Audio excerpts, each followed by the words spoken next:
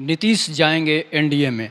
मैं आपको इसलिए बता रहा हूं कि खबर जो निकलकर सामने आई है उसमें यही लगता है कि नीतीश कुमार जो हैं अब वो एनडीए गठबंधन का हिस्सा हो जाएंगे, इंडिया गठबंधन को छोड़कर। इसलिए बता रहा हूं कि जो नरेंद्र मोदी की सरकार ने, केंद्र सरकार ने जो है महिला आरक्षण बिल लाया है, ओबीसी आरक्षण बिल लाया है, उन दोनों बिलों का जो है नीतीश कुमार ने सशर्त समर्थन कर दिया है कि मैं इस बिल का, महिला आरक्षण बिल का मैं समर्थन करता हूं। इससे साबित हो गया कि नीतीश कुमार जो हैं अब एनडीए में जाने का क्लियर मूड बना लिए हैं। अब उन्हें कोई रोक नहीं सकता है।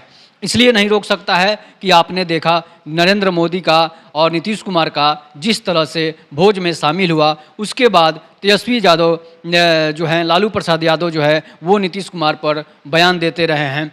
इसके बावजूद भी है नीतीश कुमार जो हैं अब ना नरेंद्र मोदी, अमित शाह पर बयान आता है, ना अब जो है चिराग पासवान पर कभी बयान आता है, ना चिराग पासवान का नीतीश कुमार पर बयान आता है, ना किसी और पार्टी के नेता का नीतीश कुमार पर बयान आता है। इससे लगता है कि सभी नेताओं की जुबान पर नरेंद्र मोदी सरकार के द्वारा ताला जड़ दिया गया है। और ताला इसलिए जड़ दिया गया है कि नीतीश कुमार जल्द ही एनडीए के हिस्सा होंगे। नीतीश कुमार फिर से बिहार का राज संभालेंगे।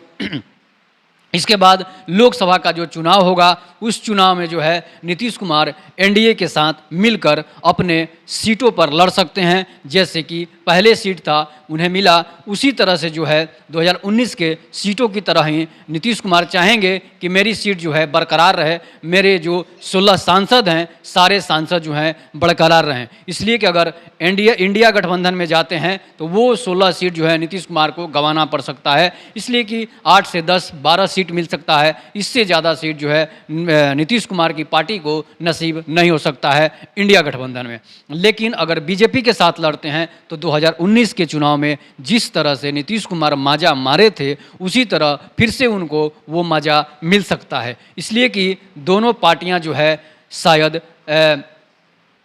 कितना सीट पर लड़ी थी, 40 बिहार में लोकसभा का सीट है। लेकिन मैं आपको बताते चलूं कि नीतीश कुमार और एनडीए गठबंधन जो है वो आधे सीटों पर लड़ी थी। बाकी जो सीट था वो लोजपा को दिया गया था। लोजपा जो कि 6 सीट लोजपा जीती थी उसको दिया गया था। तो 18 सीटों पर जो है ये दोनों पार्टियां लड़ी थी और 36 सीट हो गया। 36 सीट के बाद नहीं सॉरी 17 या 16 सीटों पर लड़ी होगी चुनाव। इसके बाद जो 6 सीट था वो सीट सिर्फ और सिर्फ चिराग पासवान को मिला था। तो चिराग पासवान की पार्टी भी 6 सीट जीती थी।